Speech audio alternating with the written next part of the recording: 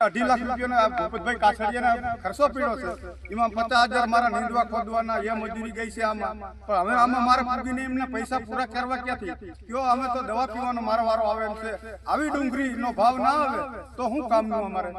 આવી ડુંગળી 4-4 મહિના અમે શિયાળામાં પાણી વારી રાતે પાણી વારીએ, જનાવરના મોઢા જોઈ પાણી વારતા હોઈએ. અને આટાણે જો આવી રીતે આમ થાય ડેબ્રોસન માથે ચડી જતો હોય, છોકરા ભૂખા રહેતા હોય અમારા, તો અમારે શું કરવું? આટાણે અમારા ઘરમાં કજિયા કેવડા આવડા. અને મારી માથે લીણું ચડી ગયું 50,000 ભૂપતભાઈ કાછડિયાનું. ₹2.5 લાખ આમાં ખર્ચો થયો. એમાં 50,000 રૂપિયા મારી માથે ચડી ગયો. અને આવી ડુંગળીનો ભાવ ના આવ્યો તો હવે શું કરવું મારે? ભૂપતભાઈ આવો માલ થયો ને આવો પાણી કેવું વાર્યું તમે? તમારી નજર હોય મહેનત કેવડી કરી હતી. આમાં નીંદવા ખોદવાના મારા કેવડા રૂપિયા ગયા છે એ સરકાર તમને બધાને ખબર છે. હવે આવી ડુંગળી કોઈ ₹1 ના આપ્યો પછી શું કરવું? હવે ભૂપતભાઈએ ટ્રેક્ટર મરવી દીધું. હવે મારા શેઠ મારા 50,000 રૂપિયા તમને દેવો કયો તો હવે હું દવા પી જાઉં. હવે મારી પાસે કાંઈ નથી. મારા ઘરમાં ખાવાનો ધન નથી. આ ડુંગળીમાં મજૂરી નથી થઈ. મારે મજૂરી હું કરતો નતો, અહીંયા કરવી પડે મજૂરીએ જવું. મારા ઘરમાં 3 જણા 4 જણા લણાવીને લઈ જઈએ તો ખર્ચો 30-35,000 બીજો થઈ જાય તો 80,000 રૂપિયા થઈ જાય ભૂપતભાઈના. તો મારે ક્યાંથી કાઢવા? જૂનાગઢના વડાલ અને આસપાસના 20 ગામોમાં કમોસમી વરસાદ અને રોગો પછી ડુંગળીના પાકને ભારે નુકસાન થયું છે. અને એમ કહીએ તો પણ ચાલે કે પાક બરબાદ થયા છે. તો ખેડૂતોના કહેવા પ્રમાણે ઉભા પાક પર રોટાવેટર ફેરવાનું શરૂ કરવું પડ્યું છે, કારણ કે ખેતરમાં બગડેલા પાકને ખેતરની બહાર કાઢવું અતિ ખર્ચાળ બન્યું છે. જાણીએ આ વિશેષ અહેવાલમાં ખેડૂતોની વેદના. નમસ્કાર દર્શક મિત્રો, BS9 TV ન્યૂઝમાં આપની સાથે હું છું નેહા પટેલ. જૂનાગઢ તાલુકાના વડાલની આસપાસના 20 થી વધુ ગામોમાં મોટા ભાગના ખેડૂતો ડુંગળીનું વાવેતર કરે છે. અને કમોસમી વરસાદના કારણે ડુંગળીના પાકને મોટું નુકસાન થતા ખેડૂતોએ ડુંગળીના ઉભા પાક પર રોટાવેટર ફેરવાનું શરૂ કરી દીધું છે. તો ડુંગળીનું વાવેતર કરતા ખેડૂતોનું કહેવું છે કે તેમને ખૂબ જ મોટું નુકસાન સહન કરવાનો વારો આવ્યો હોવાથી સરકારે ખાસ સહાય ચૂકવવી જોઈએ. કેમ કે કમોસમી વરસાદથી ડુંગળીના પાકમાં બાફિયો અને ટીમ્બી નામનો રોગ લાગી જવાથી પાક સદંતર નિષ્ફળ ગયો છે અને ખેડૂતોએ વલોપાત કરતા જણાવ્યું હતું. તો આ સાથે જ જેમ મગફળીના પાકને ખૂબ મોટું નુકસાન થયું છે, તેવી જ રીતે ડુંગળીના પાકને પણ નુકસાન થયું છે. અને જૂનાગઢ તાલુકાના વડાલ, સુપુર, માખિયાળા, બામણ ગામ, ચોકલી, ચોકી, ભિયાડ અને કેરાડા સહિતના ગામોમાં મોટા ભાગના ખેડૂતો મગફળીને બદલે ડુંગળીનું વાવેતર કરે છે. અને આ વખતે પડેલા કમોસમી વરસાદના કારણે ડુંગળીના પાકમાં ખૂબ જ મોટું નુકસાન થયું છે.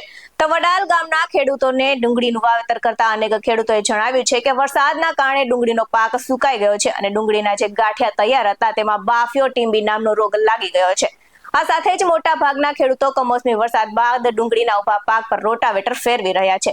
તો ખેડૂતોનું કહેવું છે કે ખેતરમાં બગડી ગયેલા પાકને શ્રમિકો દ્વારા કાઢવા માટે મોટો ખર્ચ કરવો પડે છે અને તેના કારણે રોટાવેટરથી ડુંગળી કાઢી નાખવામાં આવે તો તે ઓછા ખર્ચે અને સરળતાથી નીકળી શકે છે. તો આ સાથે જ ખેડૂતોને મજબૂર થઈને રોટાવેટર મારવું પડી રહ્યું છે. તો 1 વીઘો ડુંગળી પાછળ ખેડૂતો 20 થી 25,000 નો ખર્ચ કરે છે. ત્યારે વડાલના ખેડૂતો સાથે વાતચીત કરતા તેમણે જણાવ્યું છે કે હવે દવા પીવા સિવાય અમારી પાસે બીજો કોઈ વિકલ્પ નથી અને આવતી પેઢી ખેતી કરશે નહીં, આમ ખેડૂતોનું કહેવું છે. તો આ સાથે જ ખેડૂતોએ વધુમાં ઉમેર્યું છે કે મગફળીના પાકને નુકસાન છે, પરંતુ ટેકાના ભાવે સરકાર ખરીદી કરતી હોવાથી થોડી ઘણી મદદ મળી રહી છે. જ્યારે ડુંગળીનું વાવેતર કરનાર ખેડૂતોને તેનો લાભ મળતો ન હોવાથી તેમને ખૂબ જ આર્થિક નુકસાન સહન કરવાનો વારો આવ્યો છે.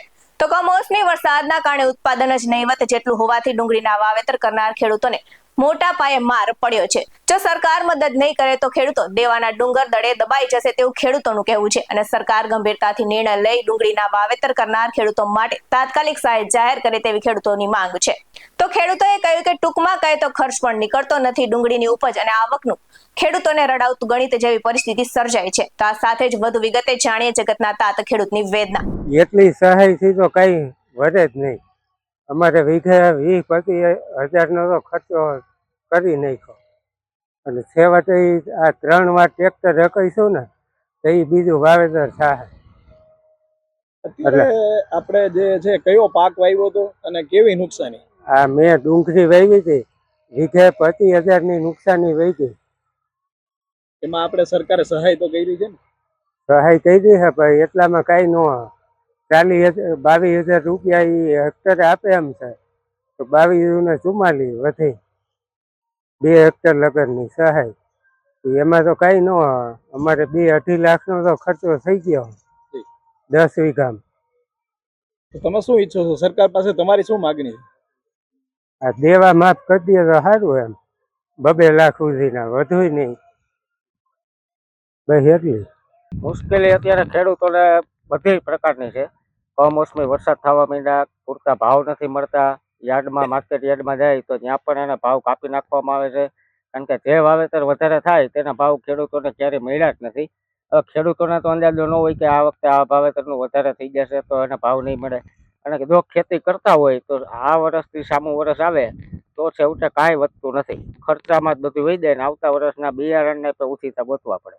આ રીતની પરિસ્થિતિ અત્યારે હાલમાં આપણા સમગ્ર સૌરાષ્ટ્ર એરિયામાં થઈ ગઈ છે. મોટા ખેડૂત હોય એને મોટી નુકસાની છે, નાના ખેડૂત હોય એને બિયારણના પૈસા નથી. અત્યારે ધિરાણો એટલા માથે ડેબ્રેજ ચડી ગયા છે કે ધિરાણ જો માફ ન કરે સરકાર તો આવતા વર્ષોમાં આત્મહત્યા ખેડૂત કરે તો એમાં કાંઈ નવાઈની વાત નથી. બરોબર, એટલે આગળ જતા સરકાર ખેતીમાં ધ્યાન આપે અને પૂરતા વીમા. આપણે મહારાષ્ટ્રમાં જોઈએ તો 1 રૂપિયામાં અત્યારે પાકનો વીમો છે.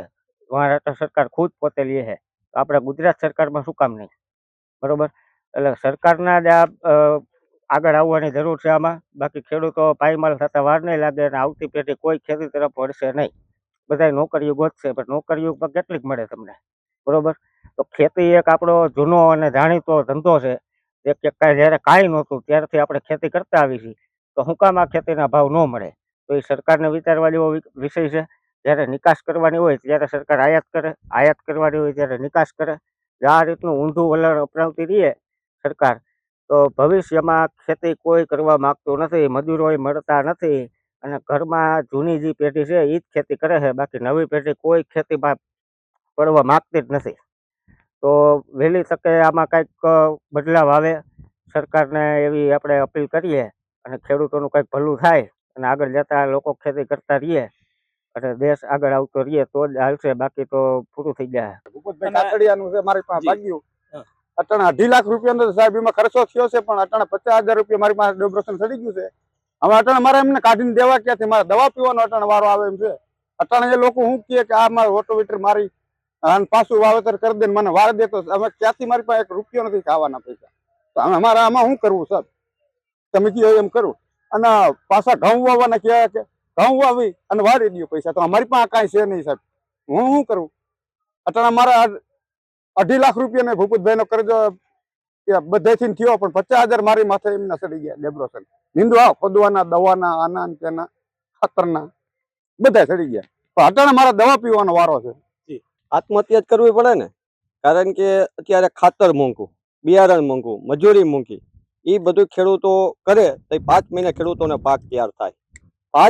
5 મહિને ખેડૂતોનો પાક તૈયાર થાય પછી જો વળતર ન મળે તો ખેડૂએ ઓછી ઉધારાના લીધા હોય, કોક પાસે લીધા હોય, એને પાછો આપવાનો સમય હોય. બરોબર છે? 5 મહિના કર્યા જો ખેડૂતને ભાવ ન મળે તો ખેડૂત પાસે બીજો રસ્તો ન હોય. કાં મિલકત હોય તો વેચવી પડે અને કાં આત્મહત્યા કરવી પડે. અત્યારે આત્મહત્યા ખેડૂતને સિવાય કોઈ વિકલ્પ જ ન હોય બીજો. તો ખેડૂત આ સહાયનું પેકેજ એને 15 દિવસ થઈ ગયા, જો એને સહાય આપવી જ હોય તો એની પાસે બધા ડોક્યુમેન્ટ છે, તો એને 24 કલાક કે 48 કલાકમાં સહાય એને કરવી હોય તો કરી શકે. 10,000 કરોડનું પેકેજ જાહેર કર્યું એને, બરોબર છે, તો હજી એને 15 દિવસ થઈ ગયા તો હજી કોઈના ખાતામાં આવ્યા નથી. હજી ફોર્મ ભરાય છે. તો ફોર્મ શેના? જ્યારે બીજા રાજ્યમાં ચૂંટણી હોય ત્યારે મહિલાના 10,000 રૂપિયા ખાતામાં નાખે છે, બરોબર છે, તો એને કોઈ જાતના કોઈ ડોક્યુમેન્ટ નથી જોતા.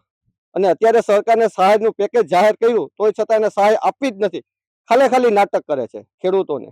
1 દિવસ પછી 15 દિવસ ગાડી નાખે, હજી 15 દિવસ વહી ગયા તો કોઈના ખાતામાં પૈસા આવવાના છે જ નહીં. ખાસ કરીને જોવા જઈએ તો આપણે છે સહાયમાં પણ સર્વર ડાઉન હોય છે, ખેડૂતો લાઈનમાં ઉભા રહે છે. હા, એ તો લાઈનમાં ઉભા, એને પણ જરૂર જ નથી કે આ ફોર્મ ભરવાની. એની પાસે બધા ડોક્યુમેન્ટ છે. જેમ 2,000 હપ્તા સરકાર નાખે છે તો એની પાસે બધા ડોક્યુમેન્ટ તો છે જ.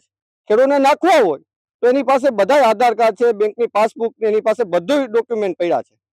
તો છતાં ખેડૂતને દેવા જ નથી. પેકેજ જાહેર કરી દે ચેનલોમાં, સોશિયલ મીડિયામાં કહી દે કે હાલો આપણે આ 10 લાખ કરોડનું પેકેજ જાહેર કરી દીધું, પણ પેકેજ જાહેર કરીને કાંઈ ન થાય. ખેડૂતને ખાતામાં પૈસા નાખવા પડે. એક તો 10 લાખ કરોડનું પેકેટ એક વીઘે 3500-3400 રૂપિયા આપે છે. 3400 રૂપિયા ખેડૂતને કઈ થાય એમ નથી. અને બીજા રાજ્યમાં એને ગમે ત્યાં કરવું હોય, એના તાઇફા કરવા હોય સરકારને, તોય કોઈ વસ્તુ એને નડતી નથી. લાખો કરોડો રૂપિયાના સરકાર એની પાછળ તાઇફા કરે છે. અને ભાવની વાત કરીએ તો ભાવ ડુંગળીના નથી, કપાસના નથી, માંડવીના નથી, કોઈ વસ્તુના ભાવ છે જ નહીં. આજથી 10 વર્ષ પહેલા જે ભાવ હતા કપાસના, હતી 10 વર્ષ પહેલા મનમોહનની સરકારમાં 2500 થી 2700 રૂપિયા થયા હતા. એ ભાવની દ્રષ્ટિએ અત્યારે 1300 થી 1400 રૂપિયા છે. 10 વર્ષમાં બધોય ખર્ચ વધ્યો, ખાતરનો વધ્યો, મજૂરી ખર્ચ વધ્યો, બિયારણનો ખર્ચ વધ્યો, બધો ટોટલિંગ ખર્ચ વધ્યો ખેડૂત માટે. તો 10 વર્ષ જે 2500 રૂપિયા હોય તો એના 3500 થવા જોઈએ. 10 વર્ષ પહેલા કપાના 2500 થી 2700 રૂપિયા હતા જ. માંડવી 1400-1500 રૂપિયા હતી. ડુંગળીના 1200 થી 2000 સુધીના ખેડૂતને પૈસા મળ્યા છે, એવું નથી મળ્યા. વડાલની અંદર ડુંગળીના પૈસામાં ખેડૂતે પૈસા મળ્યા છે. તોય છતાં અત્યારે જેમ જેમ સમય જતો જાય, મોંઘવારી વધતી જાય વર્ષો વર્ષે, એમ ભાવ ડાઉન થતા જાય છે. જ્યારે 1000 રૂપિયા 500 રૂપિયા ડુંગળીના મણના 700 રૂપિયા આવતા, એમ અત્યારની પરિસ્થિતિઓ જોઈએ તો 700 ના પ્લસ થવું જોઈએ, માર્કેટ ડાઉન ન થવી જોઈએ. આ ખેતીના ભાવ માર્કેટ ડાઉન થતી જાય છે. આવા જ વધુ અહેવાલ સાથે ફરી મળતા રહીશું. તમે અમારી યુટ્યુબ ચેનલને સબસ્ક્રાઇબ કરવાનું અને અમને ફેસબુક અને ઇન્સ્ટાગ્રામ પર ફોલો કરવાનું ભૂલશો નહીં. બાકી અવનવી અપડેટ્સ મેળવવા માટે આપ જોતા રહો BS9 TV ન્યૂઝ. નમસ્કાર.